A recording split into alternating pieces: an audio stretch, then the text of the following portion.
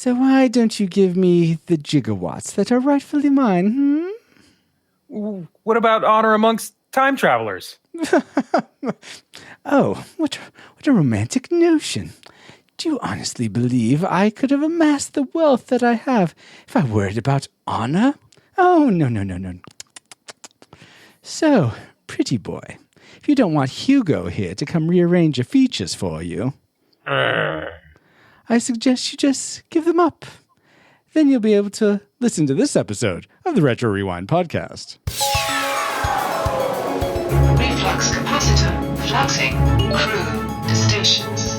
Scanning for Dungeons and Dragons 2000. Prepare to rewind in 3, 2, 1.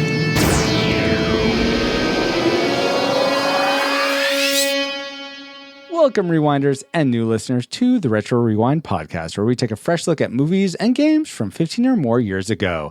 I'm your captain of the pod, Francisco Ruiz, and I'm joined by your XO and mine, Paul, the feature rearranging powers. Well, by the roll of the dice, it looks like it's a pleasure to be here. Indeed. Also, for this discussion of the film Dungeons and Dragons, we welcome back aboard creator of the Spirit Blade audio drama trilogy and proprietor of Christian Geek Central, the Christian Geek Central community, Peter Franson. Welcome, Peter. Thank you. So, Paul, I'm curious, is it always just kind of a roll of dice whether or not it's going to be a pleasure to be with Francisco? Especially on this episode. How dare you, Peter? How dare you? But regardless of daring, Peter, this is actually your 6th time on the podcast. Do you know what that means? No, I have no idea. That means you have been promoted to Chief Entertainer. Congratulations. Wow. Oh, that's so exciting. Your pay is doubled. It's like I need to get to the John Goodman level. Like when I don't know if he's the guy that hosted Saturday Night Live more than anybody else. But like he got up there, and they did a thing when he got to like 13 or something. So wow, high on the prize still. Okay, yeah. When you reach 10, you become an officer. There's not that. There's I'd say maybe 2 handfuls or so, but it's very prestigious. Oh, I'm excited. I'm very excited. Oh, good. But anyways, congratulations. Have to get to 13. That's you don't have to wait that long. Oh, my. But now they have a quick flyby of who we are. Paul, can you give us a quick overview of the production specs for Dungeons and Dragons? Sure. Dungeons and Dragons was released way long before the year 2000, but that's when this movie came out on December 8th of the year 2000. Runs an hour and 47 minutes, if you can make it that long. It's rated PG-13. And it's directed by Courtney Solomon. Written by Topper Lillian and Carol Cartwright. With lead stars being Justin Whalen. Like the Whalen brothers? Sorry. Marlon Wayans. Wow. And Jeremy Irons and Zoe McClellan. So the music was composed by Justin Kane Burnett. And are you ready to play the box office game? I am indeed. Okay. Dungeons and Dragons was made for a whopping $45 million, and sadly only earned less than that $40 million at the box office. So. Shock. How much? 45 million? To make it. In the year 2000. Yes. 45 million on that movie? Yes. Where? On the CG dragons. And the CG cities that you get to pan around. Wow. I don't understand. This was made by the same studio who made the first Ninja Turtle movies. And the Lord of the Rings The Lord of the movies Rings right trilogy after. The next year after. Yeah, so what could go wrong? Wait, how long after this did the first Lord of the Rings movie come out? Just 1 year. 1 year. Oh my gosh, you kidding me? Yeah. But they poured in a lot more money. Some of the money from this movie kind of got slid into that category. That's my theory. Yeah. Oh, man. Peter's calling shenanigans. Got it.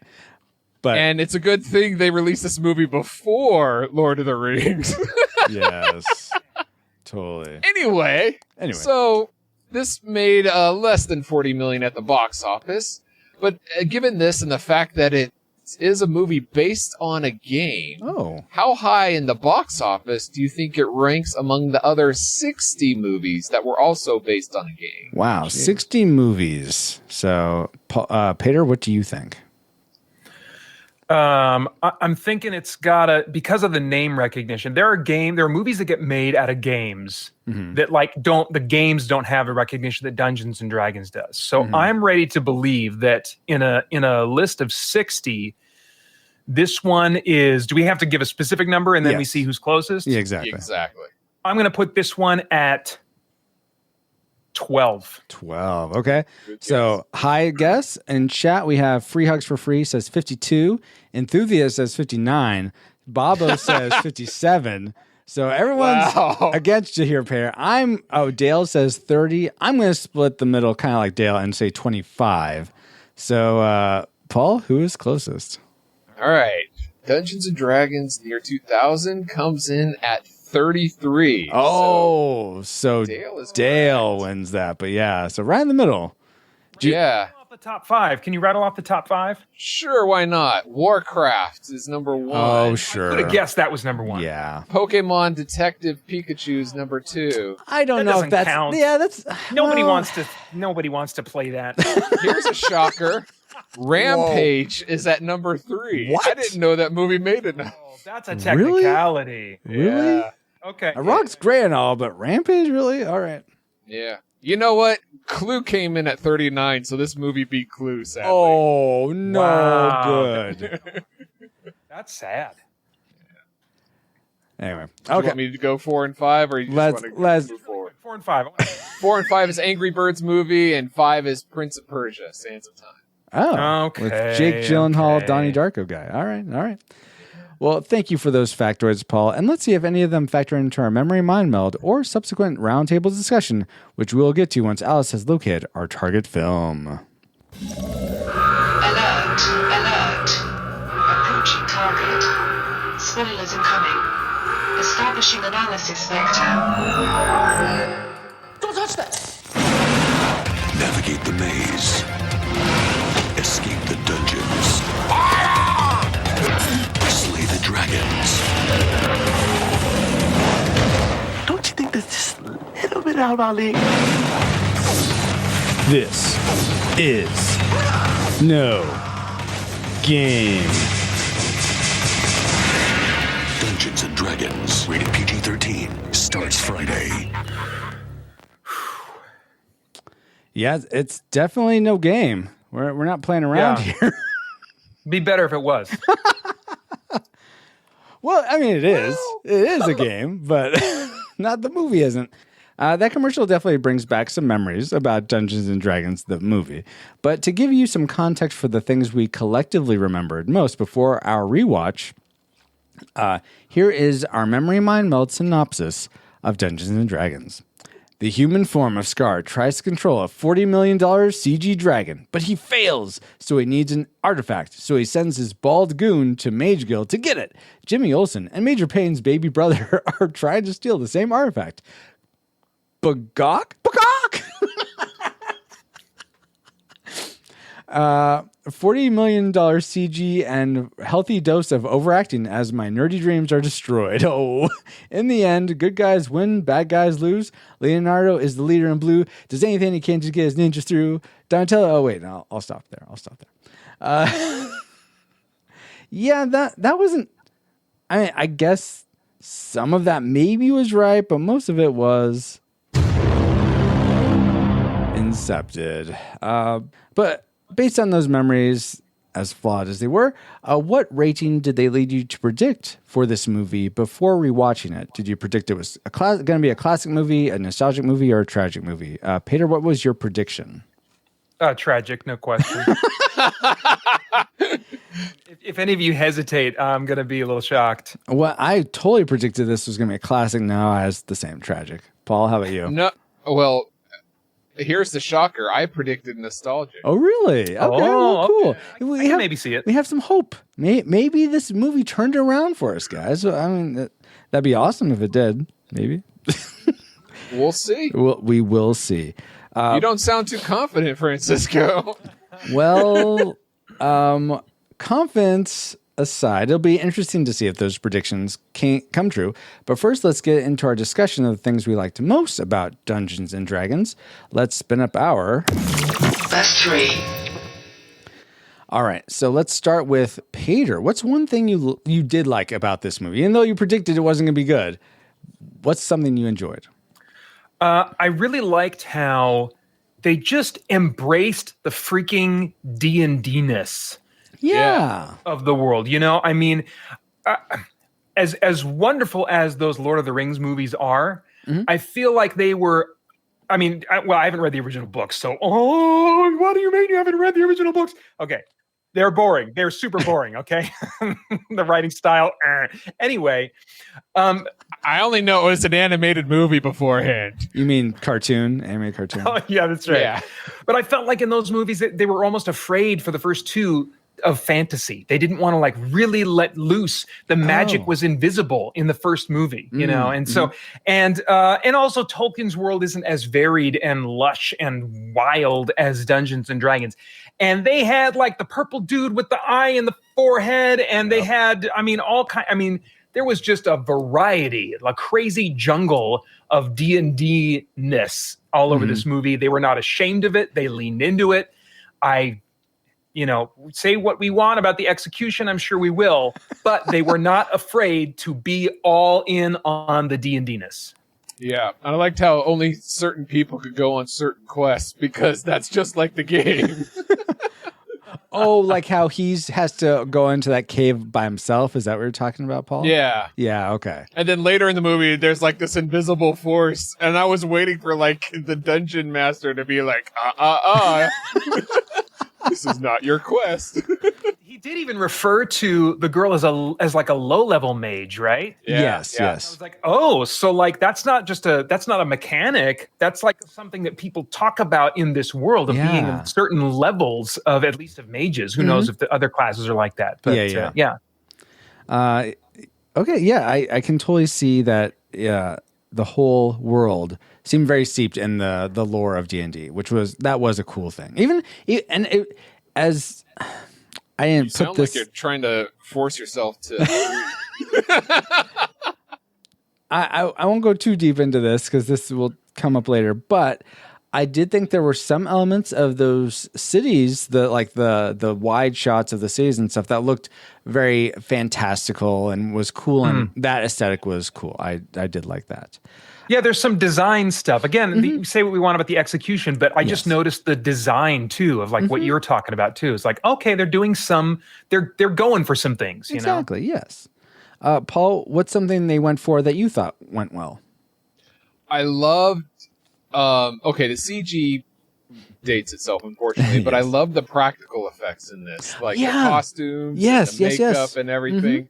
I really, it doesn't look quite real. Yeah, I enjoyed it. It's something that we don't see today that I miss. That I think they did a good job of. Yeah, like seeing that one ogre guy that's in the bar. I thought looked really good. The guy with the third eye. I was sort of like, and I don't recall this from when I saw it as a kid, but sort of having a bit more sense of what D&D is now. Are there creatures that are like multicolored like that? That seems very strange, especially for a thief. It seems like you wouldn't get away with much if you're like the bright purple. Well, in D&D, there's all kinds of characters that usually those don't last very long. Okay, all right. They're like the red shirts of D&D. I gotcha. You just got to work. You got to work the rules to to make up for those shortcomings. And if you're a good min-maxer, then you can do it. Cool.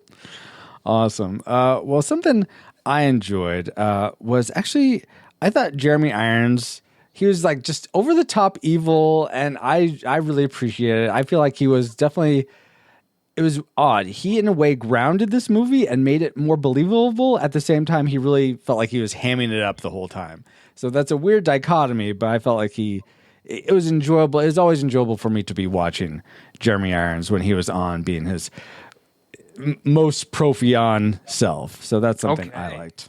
That's interesting because I had Jeremy Irons on my like list because that opening scene with him trying to Control the Dragon, I thought he did great. Yes. And so I was like, you know what? This is good acting by Jeremy Irons in that first opening scene. It's one of his best. I'm serious. In my opinion. Of course, I haven't, seen that many.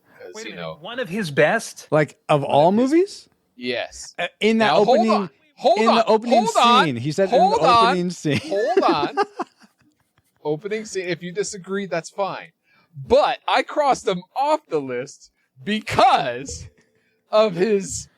Ever since then, he got way into it was unbelievable. You wouldn't be screaming at people you're trying to convince and win on your side in this eloquent speech before the council and before the princess or the queen or whoever she is. Yes, it's nice to applaud and then scream at people. The back and forth was just so unbelievable to me that he was immediately removed from my list of likes. Aw, sad. Poor Jeremy Irons. I'm sure he's going to be very sad to hear that, Paul. Yeah. So now, Peter, your turn.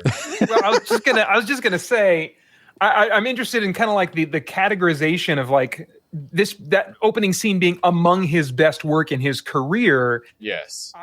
I admittedly, I haven't seen a lot of Jeremy Irons movies. I think everything I've seen him in, he was a villain of some kind, not kind of villain, much more understated. But like his worst moments, and I don't think he had any bad moments, even in the Whedon cut of Justice League. But his worst moments as Alfred are just light years beyond his best moments in this movie.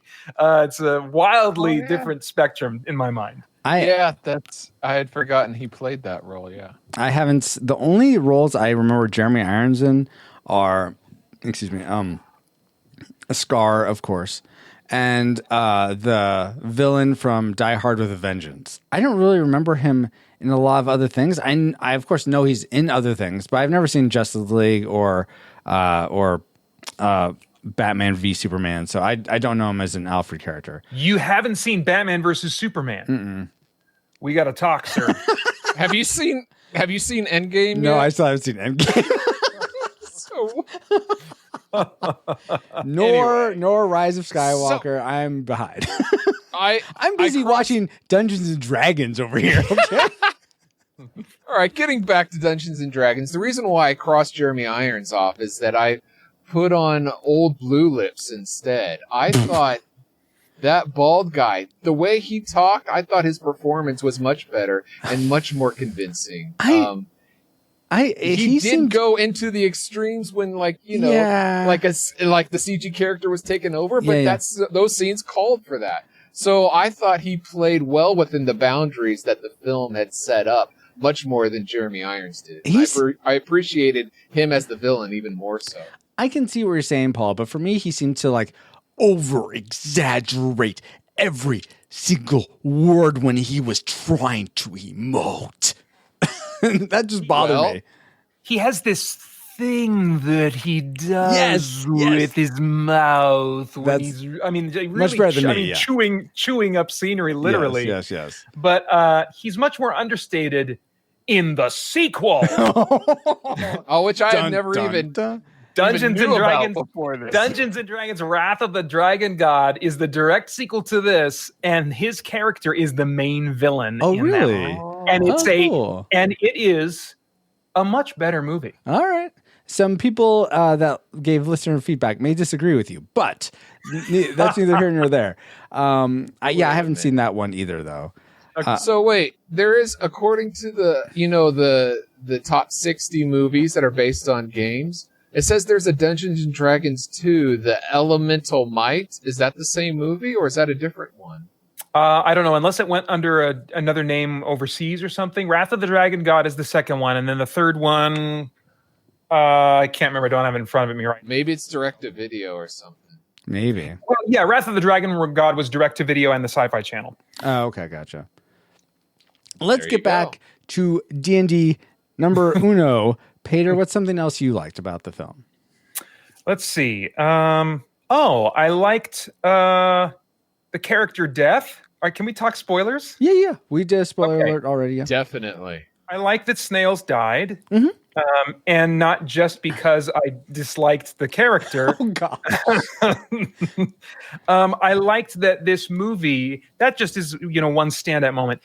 It had these dark moments that surprised me coming back to it. I knew Snails was going to die, but like when the dude was getting the things in his ears, that's a little bit disturbing, those things in his ears. Mm-hmm. And then when he's using the ear things to torture the girl, I was like, dude, they're really effectively going for something dark here. Mm-hmm. And I'm like, I'm feeling the darkness. I'm feeling it. So it's a very different movie in those moments. Yeah. But I appreciated them, going to those intense places. It's a little bit like the D&D game itself. It can be a comedic experience, and it can also be a very heavy, serious experience too. Depends on, the evening and the players and all kinds of other factors.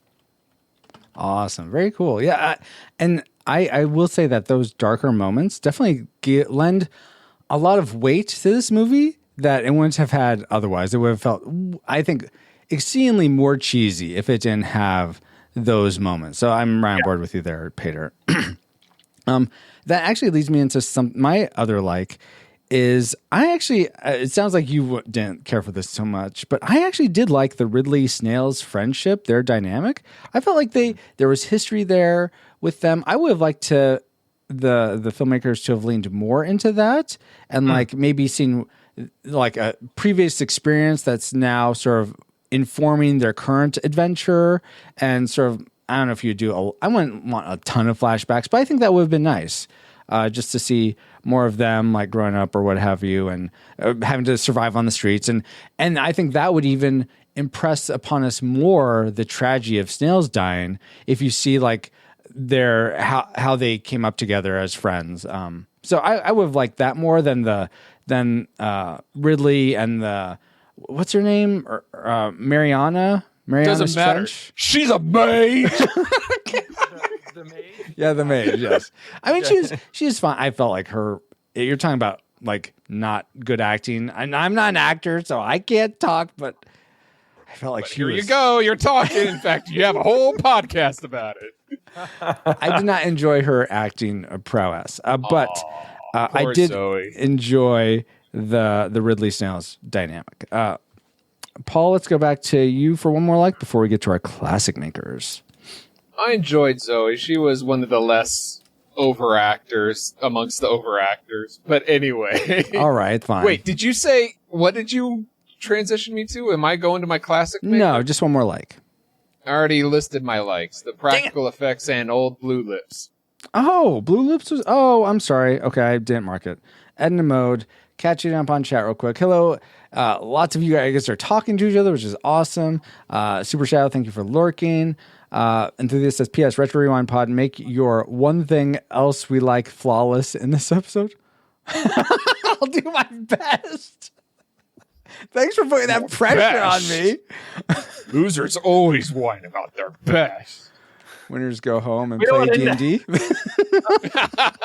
Sure.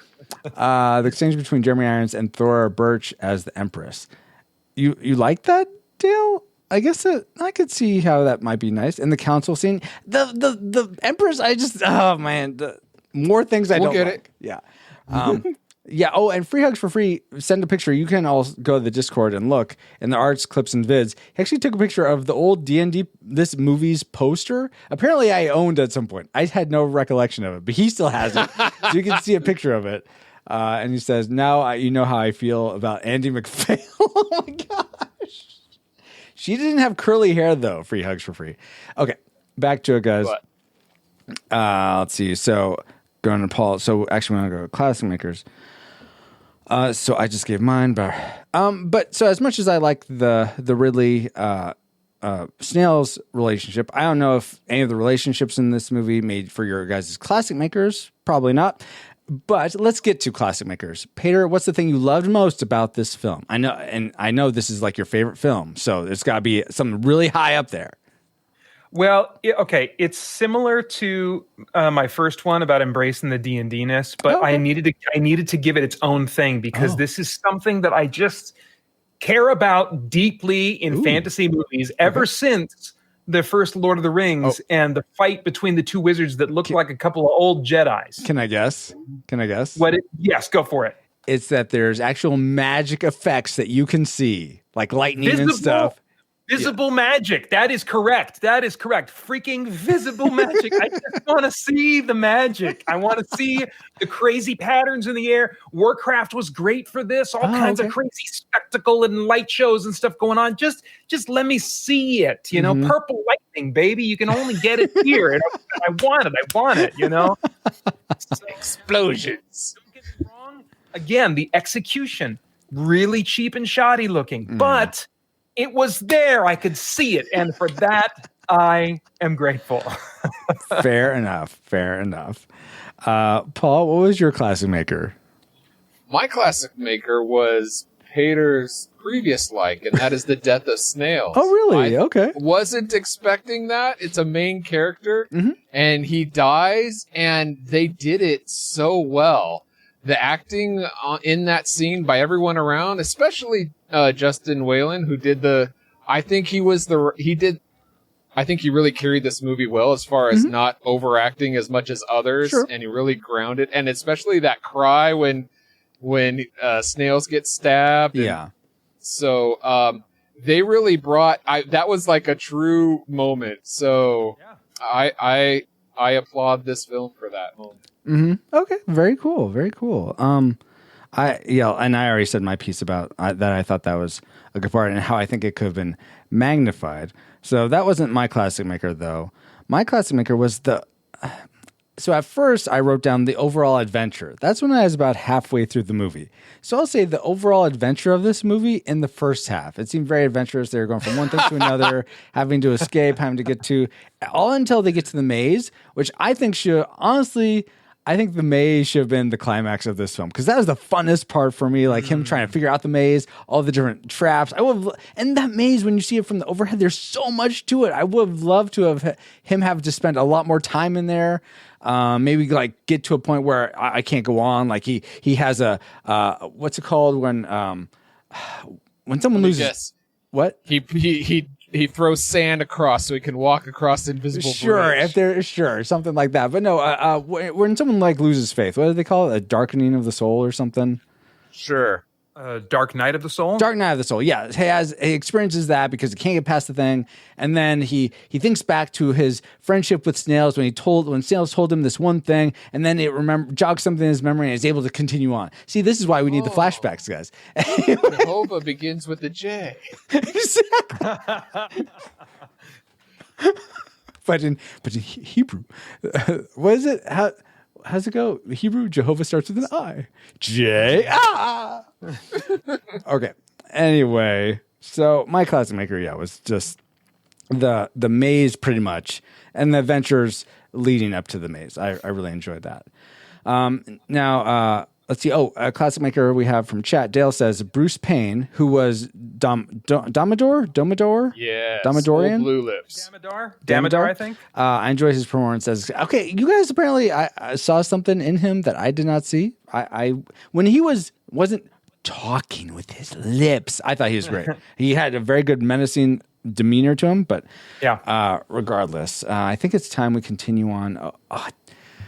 Guys, I forgot. What? Did you forget Record of Lotus War 2? No, I forgot something else I liked. And that would be Cajun Curl. If you're looking for a spice that goes on anything, then look no further. Birds on the banks of the Elm Bayou in Evangeline Parish, Louisiana, Cajun Curl Bayou Blended Spice is low salt with a little kick, but doesn't burn your lips. I have used it to add a lot of flavor to my eggs, chips, and burgers, but I love it especially on tomato sauce foods like spaghetti and pizza. Oh my gosh, I get my Little Caesars pizza, I sprinkle this Cajun Curl on it. It tastes so much better. You can get your own can of Cajun Curl spice and recipes for how to use it at CajunCurl.com. I guarantee. As good as Cajun Curl is, what does that have to do with Dungeons and Dragons? Hold on. Pear, I'd like to roll for perception. Okay, go ahead. I'll allow it. Okay. So I rolled a 19. Okay, let me check. All right. Yeah. That you passed. There's some modifiers that had to help you out, but Okay. Well, so I think I perceive that the spice is magical at delighting taste buds. So that's how it's related to D&D. This is the Paul? worst Dungeons and Dragons game I've been Okay, to in a bite me, while. Paul. How about I give you something more related to Dungeons and Dragons proper? Would you like that? Yeah. All right. Well, here's some trivia then. Maybe you don't know this. Did you realize that this was director Courtney Solomon's first film? He acquired the exclusive rights from TSR, Tactical Studies Rules, in 1990 when he was 19. How'd you do that? whoa! I have no idea how someone would do that. I bet you they made a bet and it was the roll of the dice. But regardless, it took 10 years to raise the funds to actually make the film. So my question for you guys is, if you could see any board My game... advice to him is stick with the practical and save the money on the CG and you might make a profit. Okay, thanks. He's actually gone on to produce a lot of films. He didn't actually want to direct this film. He was trying to get like even Francis Ford Coppola to direct it, but I guess TSR passed on everything, so it was just left to him since he had the rights. Apparently, he could at least direct it, but weird. And he's only directed like three films. In case I didn't say that. All right. Anyway, I thought you said this was his first. yeah, but then he went on to do 2 others, and that's it. He produces mainly. He wanted to produce this one. Point being, my question to you guys: if you could see any board game or card game become a movie, what would it be? But here's the catch: it steals 6 years of your life away in order to make it a movie. Jeez. There's no game that's worth it. Yeah. I was about to say, do I have to play? Yes, you have to play. Okay, so what board game or card game become a movie? So, and while you guys are thinking, can I say Clue and then not, if it's already made, it won't take any years off my life? No, you had to pick a game that hasn't been. Sunk my battleship. While you guys, Battleship is already made. Exactly. While you guys are thinking, in chat, Free Hugs for Free says Uno. That's quite the choice. And then Enthusiast says Clue Museum Caper. What is that? Is that a new Clue variant? I don't know. But you know what I would like to see? Bobo says Sushi Go. Nice. Go ahead, Paul. Space Ace. That's a video game though. Yeah, but fully animated by Don Bluth. Hey, this is my 6 years, not yours. All right, I suppose. How about you, Peter? Oh, wait, that's not a board game or a card game. Is that why you're Yeah, exactly. Oh, I thought you were talking about my decision. Oh, Dale Stratego. That'd be decent. That'd make it for a good war movie, I think. Oh yeah. Well, they did that already with Battleship, though, right? No, that was at sea. So Yeah. Stratego Would be land, yeah. What's that one with Mel Gibson in the Civil War? Isn't that Stratego? The movie? The Patriot? Oh, not Civil War, but that's Revolution. A Revolution, whatever. Yeah. It's all strategy. I'll go ahead and say Monopoly and collect all the money. Wow. Okay. Peter? I'm looking at my stack of board games behind me. I got just a bunch of them, and so many of them are dungeon crawls that, like, my favorite ones would just be like another Dungeons and Dragons. So I got to go with something different. I think I'll go with a game that I don't normally play, but I would be interested to see a movie about it, and that would be Magic: The Gathering. I think there could be something interesting there if you go into how a mage maybe prepares for battle, and the different elements that are involved, and kind of like, And I think that the creature designs and stuff would just be crazy cool. But I mean, really, my actual number one pick would just be any one of these cool dungeon crawls that I have on my bookshelves. Okay. Well, very cool.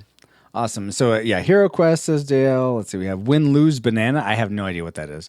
Cards Against Humanity. Free Hugs for Free. Wow. I think that's Twitter, right? Oh, my God. Oh my. So there is your guys' trivia question. Thank you, Francisco. And I have the answer to our last audience question, which again was, what animal do you most like seeing anthropomorphized in stories? Awesome. So let's roll the spinner, and we'll see who gets it.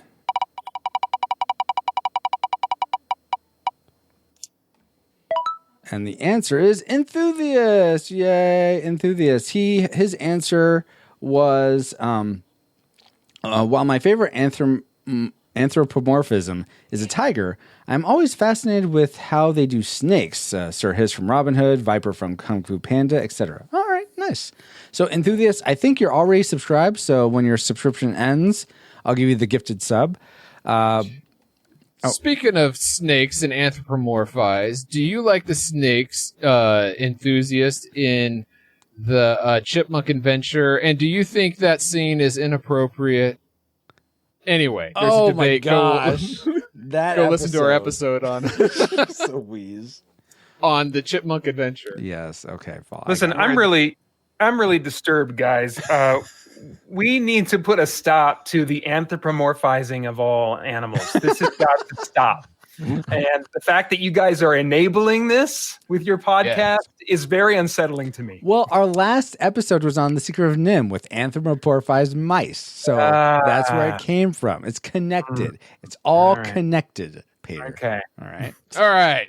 So how about an episode? How about a question for this episode? Oh, that would be a good idea. Okay, so here's a simple one for you guys. What is your favorite movie based on a game? Oh, okay. We named some of them that we actually went over that were turned into movies. And now usually, like with Enthusiasts, we give a Twitch channel subscription for the winners of the trivia question. But in the month of June, we are partnering with Cajun Curl so that the winners will instead receive a free can of their Bayou Blended Spice. Awesome. But like normal, send your answers to trivia@retrorewindpodcast.com. By the time we record the next episode, which gives you usually a week and a couple days to have a chance to win the Cajun Curl Spice. But if you just can't wait and you need to get prepared for your July 4th cookout with people in your family, because you may not be having people over regardless, you can always order it from CajunCurl.com. Now that we have all had some trivial fun, let's find out what memories you, our awesome rewinders, had about Dungeons and Dragons. Paul, can you start us off? Sure, David Bobicki. I don't know how to say your name. Sorry, David. But anyways, you went on to say, I've only seen a few clips of it, but the part where Jeremy Irons looks like he's turning into a televangelist looks interesting. True. I don't think there's a more accurate description. Anyway, he goes on to say, was there anything about D&D in this thing? I mean, I've heard there was a dragon, but also that a set of giant rolling dice whipping out of the castle would make as much sense as anything else that would happen. Fair. Michael, what movie is that? I'm thinking with giant dice. Is it Cloak and Dagger? They're like long. At the beginning of the movie, they're like going through this adventure, and all of a sudden these giant dice come out, and it's actually because it's part of a game. Anyway, I don't remember. Peter looks like that's triggering some memory, maybe, but no, I don't think so. I wish it was. Yeah.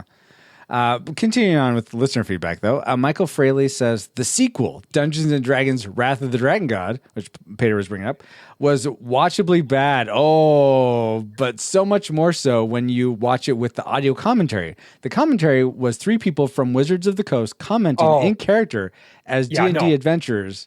Hold on, commentating on the adventures on the film. They stayed wonderfully in character and brought so much humor to the film that was not great. But apparently Peter disagrees. Oh, yeah, I hated that. That was really... I tried listening to that commentary, and it's like, oh, no can do. Yeah. Oh, man. I prefer the movie as is. Now, that's not to say that I think it's a good movie. Sure. But it is much better than the first one. Okay, all right. I think we need to have a crossfire with Peter and Michael here, going back and forth about... No, there's no crossfire. He said watchably bad. Yes. No. It was No, but he says that the audio commentary is better. Yeah, he likes it with the audio from commentary, whereas you don't like it. Well, if to serve the purpose of comedy, but if you're going for like you want like a D&D-ish nerdy fantasy movie, I think that the regular cut is what you want. But I'll concede that if you want a comedic experience that's kind of like so bad that it's good, I don't really believe those movies exist. But if that's maybe that'll work for you. So I'm not going to fight John on this, Michael. No, I think we should still fight. Just roll it out. We'll set up a celebrity death match between Claymation Pater and Claymation Michael, and I'll be the judge and say, let's get it on. I think that's what he says. Whatever. Anyway, okay. Paul, go ahead. Ashley Crowenbitter, who was on our previous episode covering The Secret of Nim, she goes on to say, I remembered that it was a movie. That's all, because I haven't seen it, and I don't know if I want to go down that rabbit hole. Fair, very fair. Dustin Warford says, so much potential. Such a letdown, sad face. Ordell White says, remember thinking I would rather watch the 80s cartoon than this. Ooh. I like Jeremy Irons, but not a big fan of Marlon Wayans and his shtick. I was hoping to see more of Justin Whalen and more stuff besides Lois and Clark in Child's Play 3. I liked it better than watching Bruce Payne get whooped by Wesley Snipes in Passenger 57. It felt like I was watching something connected to Hercules and Xena when that was a thing. So in short, play the game, skip the movie. Alrighty. Patrick Kramer says, this movie is bad. Laughably bad. And Patrick Edwards says, I had to watch this when I was a projectionist in a movie theater. So bad. And such a product of its time, right down to the blue lipstick. Wait a minute, I'm confused about that. Were there other people wearing blue lipstick at the time? I don't think so, but I think there was. I think that. I think it's just comedic.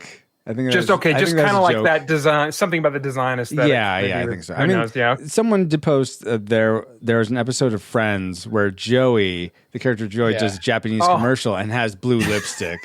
So right. I think they weren't. I don't know if they were around the same time or not. Maybe, but. So yes, it was from the early 2000s. Perry, you missed the blue lipstick phase. Everyone was doing it. But thank you, everyone who shared their feedback, and several of your comments leads us right into the things we didn't like about Dungeons and Dragons. It's time for our Worst 3. The things In fact, I know it's the things we didn't like, but my number 3 thing that I didn't like was the blue lipstick. I mean, really? Come on. It's like strange. Bright blue. It's like, okay, who went to Claire's and thought this was a good idea? It looked like the actor was coming to set, like his daughters. I was expecting to have different colored nail polish on his fingers too, just because. And bright neon color.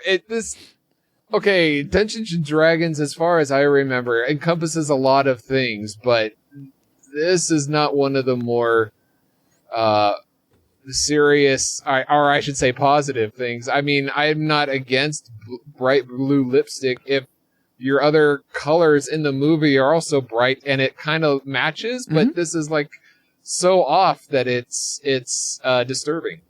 Yeah, it is very strange. I did not get the choice in it. I mean, if there was something that sort of maybe his lips were perpetually cold or something. I don't know if there's some reason for it, but just to have it be blue seems like a very odd choice. Black lipstick would have been more in tone. Yes, I agree.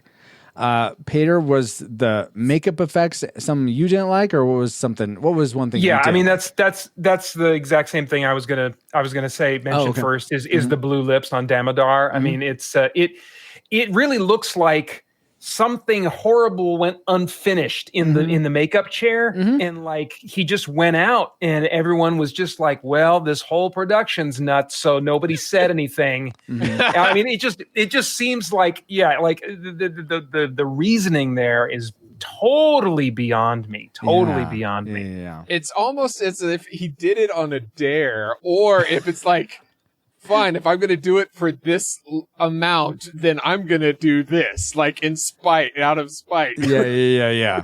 It is mystifying. Yes. Yeah. Well, Domidorian, whatever his name was, he didn't make my dislike list. The blue lipstick, I agree with you guys, was weird. But the thing that I disliked more than that was it's almost like the director or the visual effects department was like, guys, we can do CG cities that you can like twist and turn around. It's way better than a matte painting. Oh my gosh, this is so cool. Look, fire's coming out from the sewer. It's amazing. And I mean, going back to the visual effects that we were alluding to before, they just do not hold up. I mean, I think the one still of it looks like the castles on high, like plateaus with like very little rock supporting it. I thought that was much more majestic and magical. And that was just a still shot of all the sort of the background wide shots they had. All this twisting over castles and spinning around them, I thought was just very distracting and trying to show off about, look how cool our movie looks. Yeah. So, did you guys see this one in the theater when it came out? I don't think I did. I was about to say, we might have. We were rooming together. Oh yeah, that's when right. It came out. Because I remember talking about this film with you. Mm-hmm. I definitely did. Okay. Yeah. In the theater. And I don't remember these. And I'm curious, Peter, if you feel the same way. Because I think I saw it in the theater, and I don't remember those kind of scenes sticking out as much. Well, what I was going to say is I need to correct something that you said. You said that you don't think the CG holds up. Yeah. Okay. That is to imply that it ever stood. When I saw this movie in the theater, now granted, I am cursed with an eye that picks out CG. Okay. Yes. It's just like, that's just how my eyeballs work, unfortunately. But at the time I was like, this looks so fake. All the CG just seemed so obvious to me. So I'll just go ahead and tack on. That was going to be the next thing that I was going to say as my count against the movie. It's not my number one, but the CG has never worked for me. Yeah. It still doesn't work for me. It's just like, oh man, what a shame. What a shame. Yeah. I mean, but if it's a video game, is it okay? If I'm in control of it, I know you're joking, but if I'm in control of a video game, then I have agency over it at least. I can control and manipulate what I'm seeing. And so I can forgive some of the lack of realism in the visuals if I'm in control of it. That's just kind of the trade-off, you know? But if I am not in control of the creative, of creating the visuals that are in front of me, then I want them to look, real. Yeah. Or more real anyway. And plus, I imagine, Peter, if you're watching like a CG movie, say like a Pixar movie, that it's not distracting because it's all CG, right? Yes. It doesn't stand out. Exactly. It all belongs together. Yeah, absolutely. Do you think Francisco? Do you think this movie would have been better as CG? Oh, like all CG? Yeah. There is a CG Dungeons and Dragons movie. What is it called? I can't remember, but you can get it on Amazon. But it's like Choose Your Own Adventure CG. Oh, really? Dungeons and Dragons movie. This movie, though. Oh yeah, no. Okay. No, it wouldn't be better CG. Okay. And I'll get to why in my number one. All right. No. I agree, but I was just checking. So the CG was your second thing that you didn't like, Peter, correct? That's correct. Okay. Yeah. And something, you know what? It even worse than the lack of CG for me was that, and maybe I missed something. So help me guys if you remember differently. But after the magic school, when Ridley and Snails are stealing the stuff, and Marina, I think. What class was she? She's a low level mage. Mage! Okay. Mage. Gotcha. Quick aside. After I think they're in the elf land, like Lothlorien knockoff place. After they're healing up after Snails died, and him and Mariana, whatever, are talking, and he's upset with her, and he says like, Mage. That was something me and my brothers would do to each other, and free hugs for free. You can fact check me on this. we would do that to each other whenever we were upset or something, just to be silly. Or I don't know if we were upset, but we would do that just to go at each other. So I know you and I would do that. Oh, In really? fact, Maybe it was you yeah. and me then. I thought it was me and my brothers. Maybe all of us. Maybe everything. Yeah. Included. Now, there's a couple. Boy, you're triggering a bunch of things here. So, Rage. let me go off Yes, I thought it was strange after they were yelling at each other. Then they started kissing. If I was her, I'd be like, "There's no way I'm kissing you after you just yelled at me." Like, I'm sorry you're going through a hard time over the loss of your friend, but that happened in this movie. Yeah, they started making out after like 30 seconds after yelling at each other like that, and it wasn't like a passionate I need to get this out. Like, oh, let's just make up and make out. The script says to make out now. Okay. Yeah, we'll do that. It was really weird. But speaking of the back and forth between you and me, Francisco, wasn't there like a TV commercial that they played all the time where the snail's character would at least yell like a chicken? Real quick. Because I totally missed it in this movie while watching it. Is it in there? Yeah. One time when she's pulling this rope thing, which I'm about to get to my dislike, which I'm sorry, tangented. Sorry. But yeah, so it is in there. Yeah. So I want to go back just to watch that real quick, just because there's memories there. Okay. Anyway, so right. Okay, so they're in the school. She catches them and does the magic rope around them, at which they have to trail. After that, it seems like she never uses magic again. I mean, what kind of mage are you? I mean, there's so many opportunities where she could use magic to help them out of their sticky situations, and she never does. She never does until one moment with the lightning for Domador after Snails dies. And then that's the only other time. Well, that's because you don't see her rolling the dice, the character, and that every time she does, my number's too low. I can't use it. I have to do something else. Okay, actually, I believe I might be getting this wrong. So I could go for gold and get some geek cred, or I could lose some in the attempt. We're going to see how this goes. But I believe the magic system is the Vancian magic system that Dungeons and Dragons employs, where you have to memorize your spells in advance.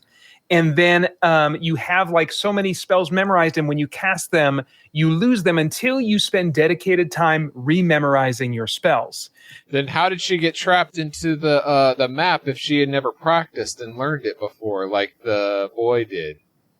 Well, it's possible that she was kind of like a multi-class sorcerer, in which some of her magic would be inherent to who she is, and then the rest of her magic she would be learning it.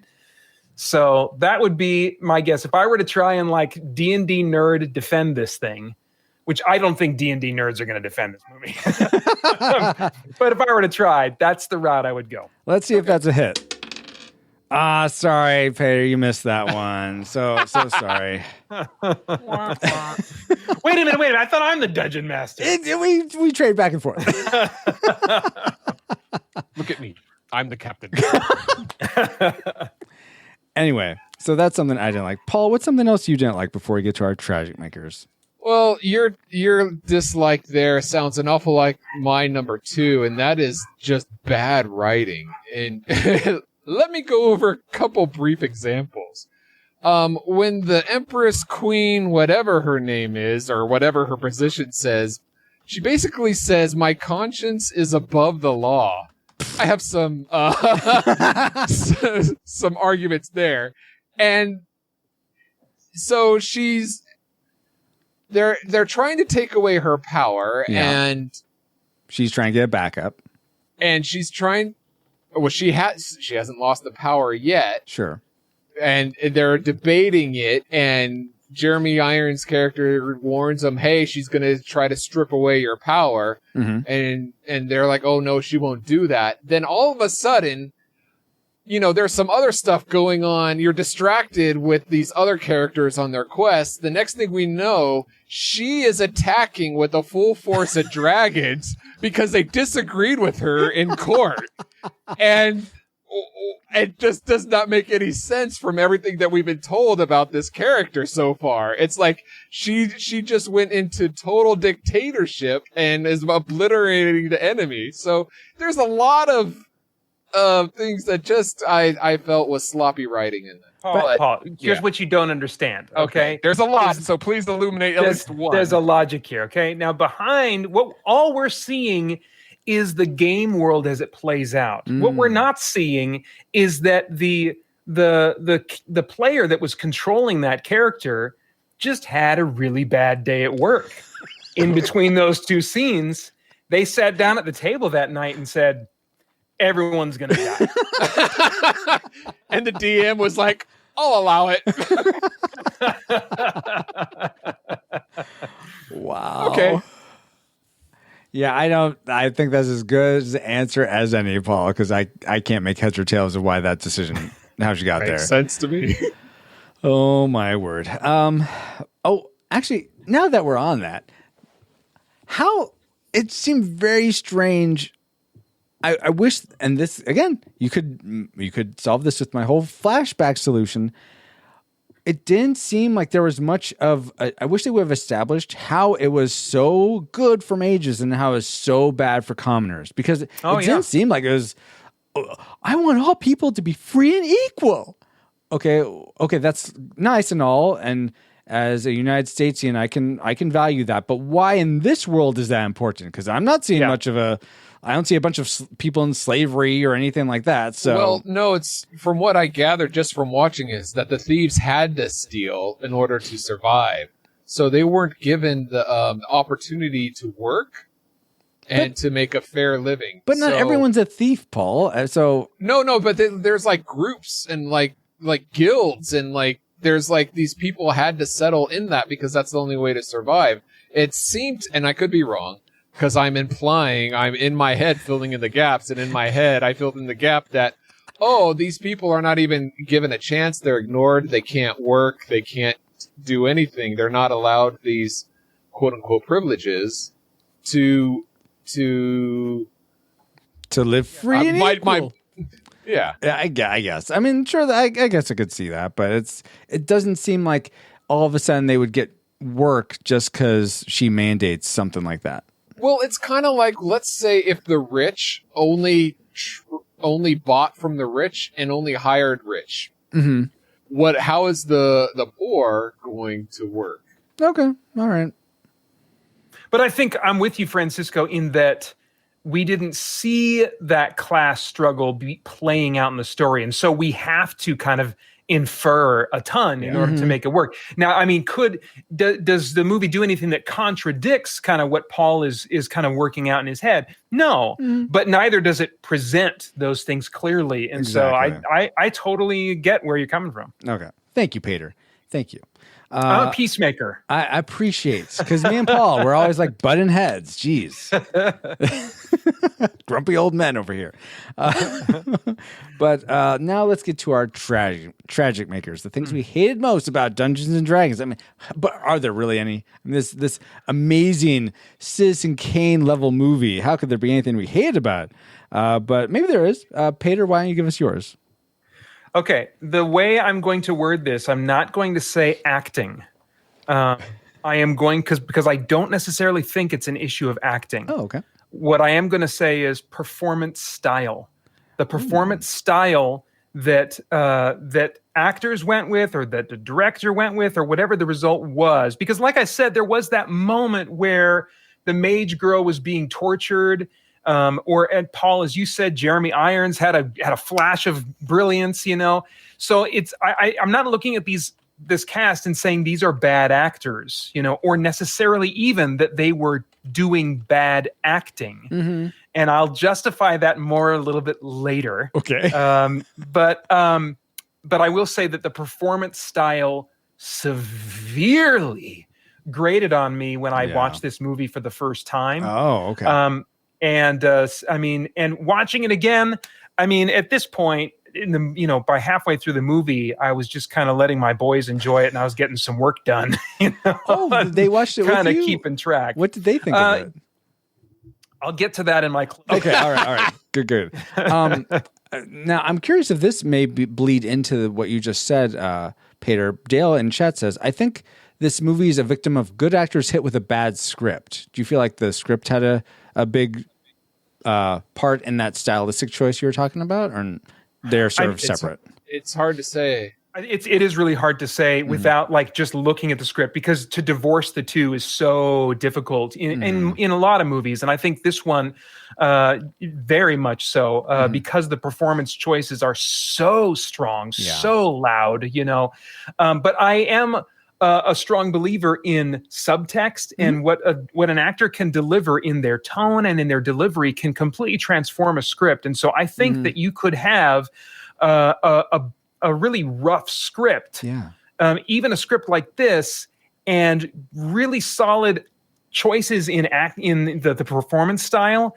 can draw your attention away from all the problems in the script. Yeah, so I can see that. At least for me, because I really value that more so than story or dialogue or script. I value the performances elevating all those things and making it come to life. Gotcha.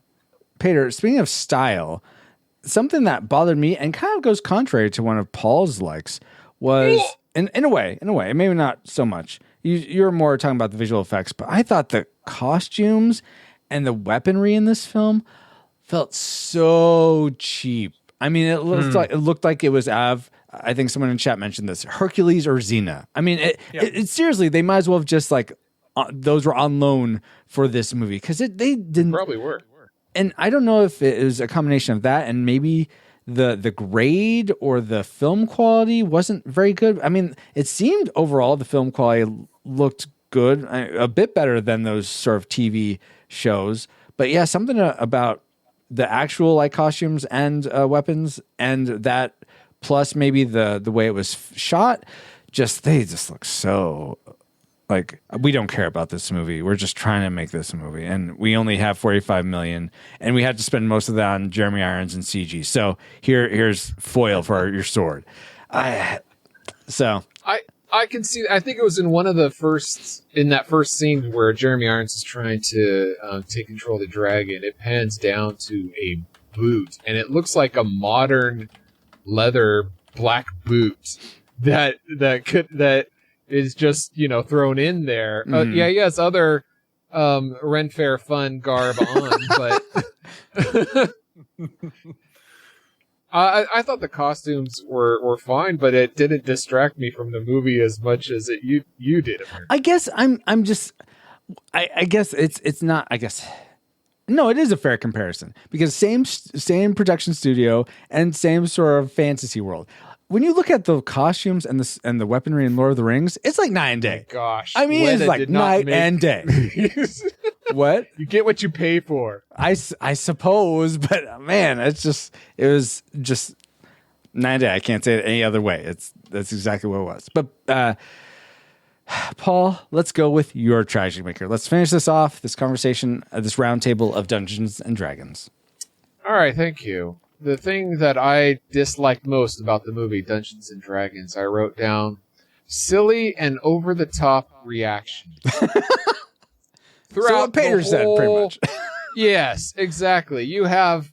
all right, I thought the character of Snails would have been much better in a different film. Oh, okay. I don't know. The tone and everything. Mm-hmm. He was just way over the top. I don't think...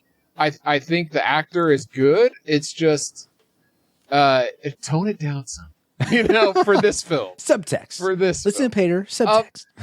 But when all the characters are you have a dwarf cross-eyeing, and you have there's so many. This is a horrible way to do business. Oh wow, what was going on there? Yeah, there was it's like, look, these characters aren't taking this seriously. Why should I? Mm-hmm. This is just, and it takes me out of it. Going off that, sorry to interrupt you, Paul. I know that's your job. That's my job. Yeah.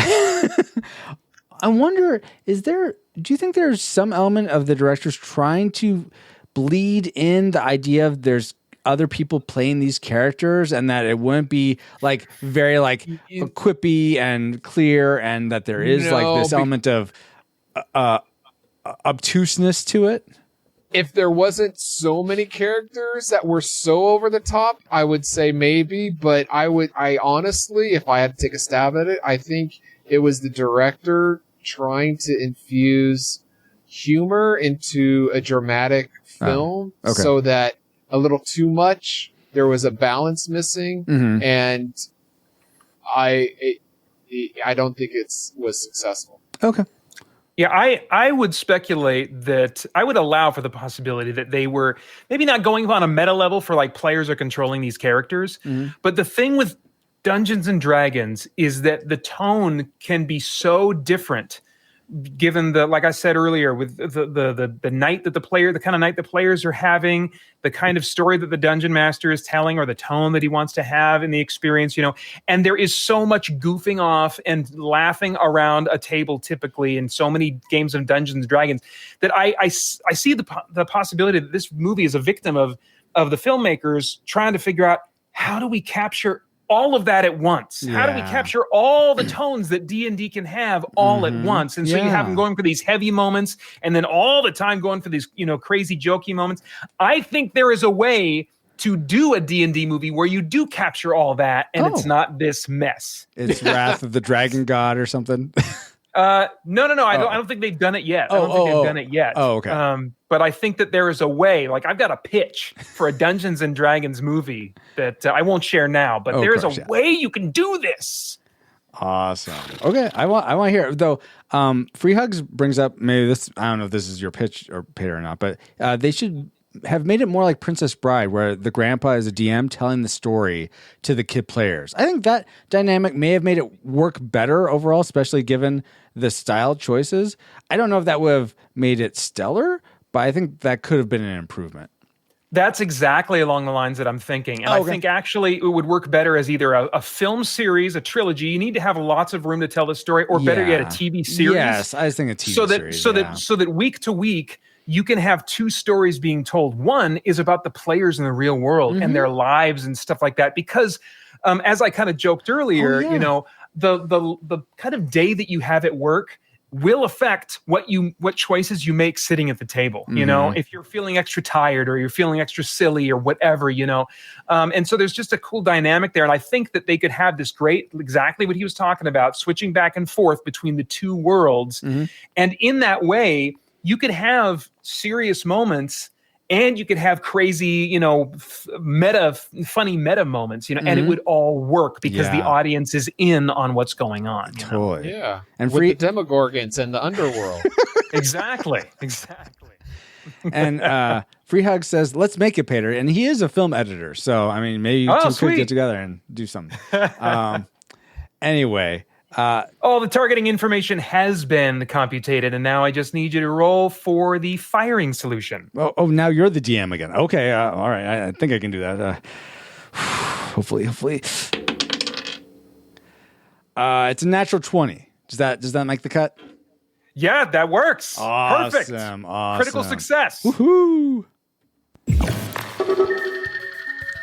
Firing solution complete. Rating salvo at the ready. On your mark.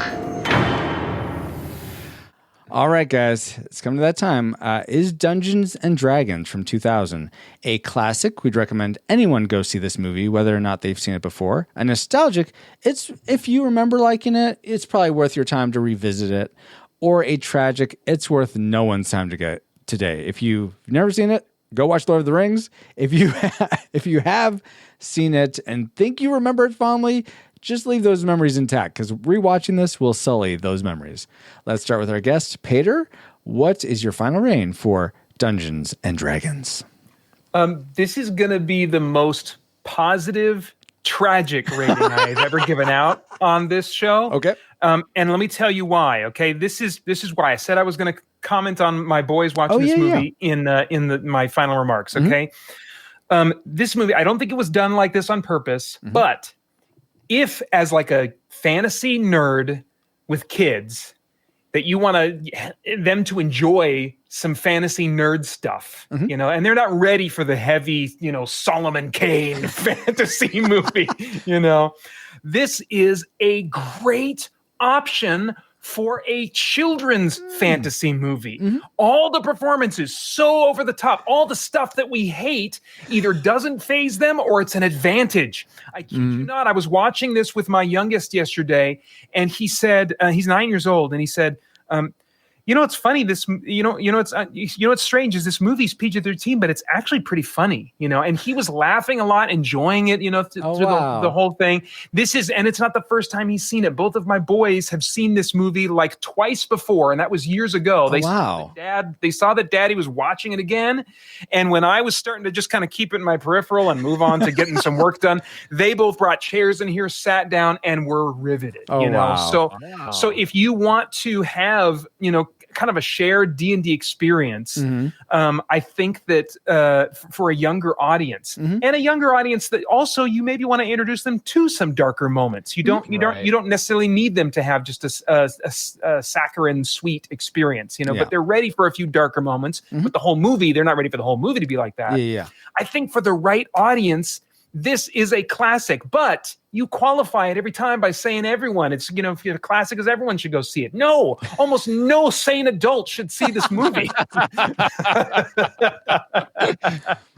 But man, if you've got kids and you want to, you got the right situation going on in your home, this is one you definitely want to have in your collection. All right.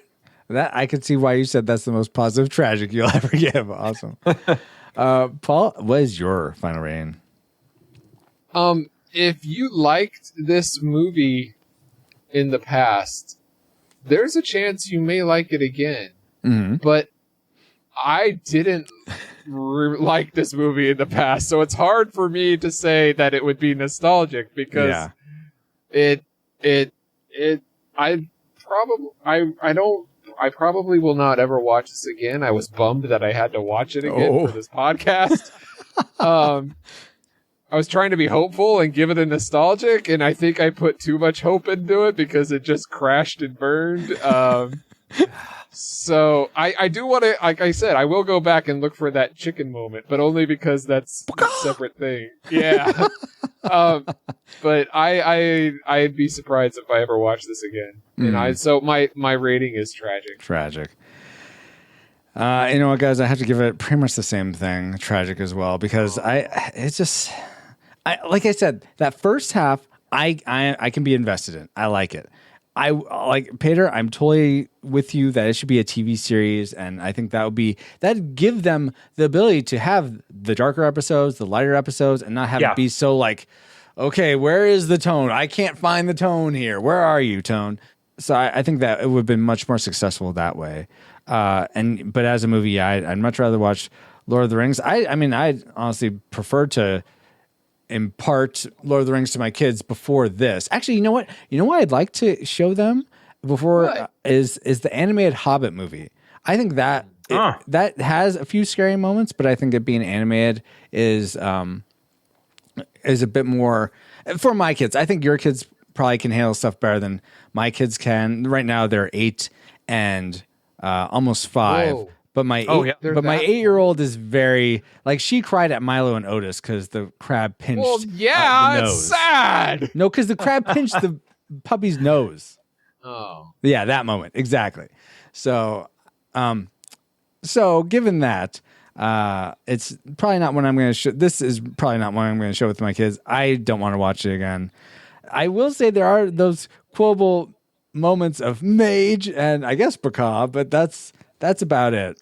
Regardless, neither here nor there. Yes, I'm going to give it a tragic rating. So, according to the Retro Rewind podcast, we rate Dungeons and Dragons a unanimous tragic film. If you've never seen this, go watch some different fantasy. You know what? Since you said that, if you've never seen this, go watch a different fantasy. If you want like a D&D thing that you can't get from other fantasy movies because they're Harry Potter and made for kids, or they're Lord of the Rings and they don't dive into the fantasy as much, and you're willing to put up with some lower budget but acting that's not as bad as this, I want to recommend at least trying out the Mythica series of movies. These you can watch these free on almost any free streaming service. They're also on Amazon Prime. You can go to TubiTV.com. They are clearly inspired by Dungeons and Dragons, including the rules and mechanics and the world itself. And so, dodge this one and give Mythica. There's 5 movies in that series. Oh, wow. And they might really scratch an itch for you that this one can't. Awesome. Thank you for that recommendation. Sure. Hey, and I got a new name for dumb. Dungeons and Dragons. You want to see the Dungeons and Dragons movie you've ever seen? Watch this. Wow, Paul. Jeez. All right. Well, now that we've done all that mischief, have we managed it? I don't know. Now, guys, let's get back to our own time. Good old 20XX. 20XX? Comsat online. Receiving incoming transmission. Feels good to be back, but we wouldn't have been able to travel back to 2000 to begin with if it weren't for our amazing reflux capacitors, namely Jared Holzhauer, Deborah Powers, Brian Keane, Patrick Hicks, LJ Lowry, Chris Cowan, the Feel and Film Podcast, Peter Panda, Chris Owens, Geek Devotions, The Untold Podcast, Mrs. Lomax, James Kennison, Daryl Hafner, Kevin Joshua Burnham, Drew of the Cellcast, Ashley Cronberg, Pastor Dewson, and Kennethan, in addition to 6 other awesome patrons as well. Thank you all so much for keeping the gigawatts coming. And if you want to help keep us flying for as little as $1 a month and get bonus content for your generosity, head over to retrorewindpodcast.com/support to see how. And while we're thanking our supporters, we also want to give a big magical hug to our subscribers on Twitch. Thank you so much for subscribing on Twitch, which is another way to send us a couple bucks a month. And if you have Amazon Prime, you can subscribe for free. Find out how at retrorewindpodcast.com/Twitch Prime. Now it is time to announce the next 4 movies we'll be covering for Random Rewinds. Though these may not be the exact order we will be covering them in, these are the films: Jurassic Park, Kindergarten Cop. That's the T-Rex roar. No, I think you're upset about Jurassic Park. That's fine. All right. It's not a tumor. Mulan, Now You Can Sigh. Very sadly. Well, no, I'm looking forward to that because Why? The live action. I want to watch them back, and compare. Whatever. And The Hunt for Red October.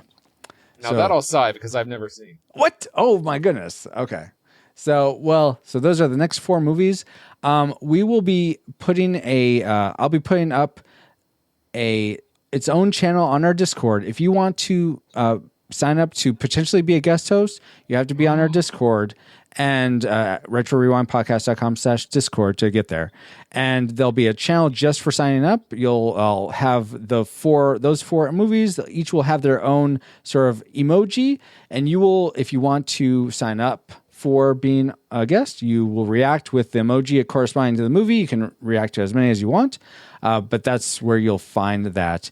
And me and Paul will sort of look at who's all signed up and try to figure out who's best for a given movie. All right. You can always vote on the movies we cover in the future, be it the random rewinds we cover in the spring and summer, anime in May, and sci-frites in the fall, or the winter miss films we cover late in the year. Just go to retrorewindpodcast.com/vote to help determine the films you want us to review. Thank you, Paul. You're welcome. retrorewindpodcast.com/202 is the place to find timestamps for this episode, links to contact us, and links for voting, like Paul said, on the movies you want us to review. But that's not the only place you can find us. Paul, where else can people find the show, and also yourself? Feel free to talk to us, share anything you like or find funny that's 15 years or older on social media. We are Retro Rewind Pod on Facebook, Twitter, Instagram, and join our Discord server by going to retrorewindpodcast.com/Discord. Also, as I have mentioned, we are on Twitch. We can watch and chat with us live like these fine folks are doing right now as we record this very episode and future podcasts. You can watch Francisco play retro video games, create pixel art. You can just follow us at twitch.tv/retrorewindpod. And if you want to find me, Paul J. Powers, you can go to pauljpowers.com where I have all my social media links. So stop by and say hi. Do it. Do it now. Do it now.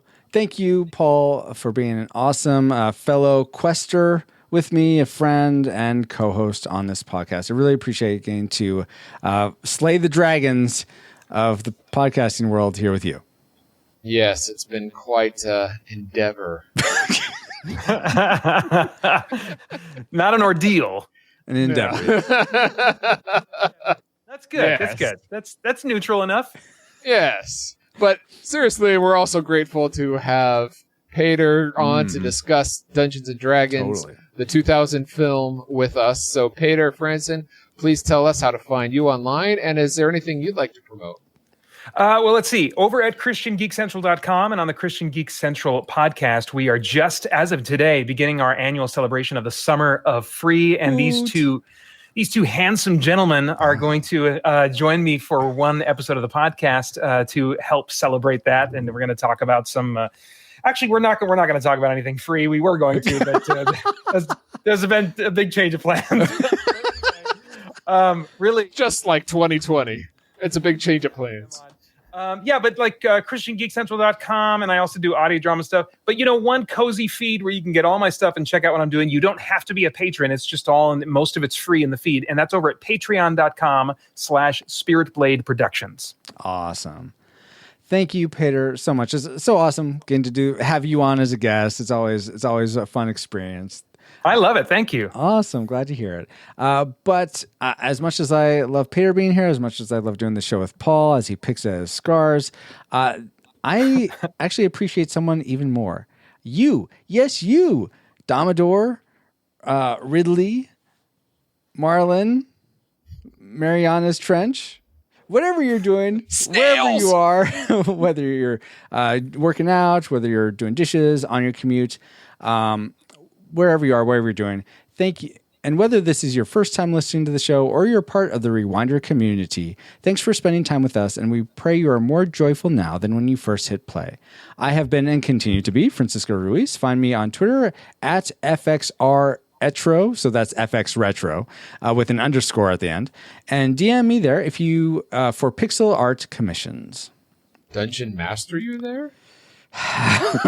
Direct message me, Paul. Mage! Okay.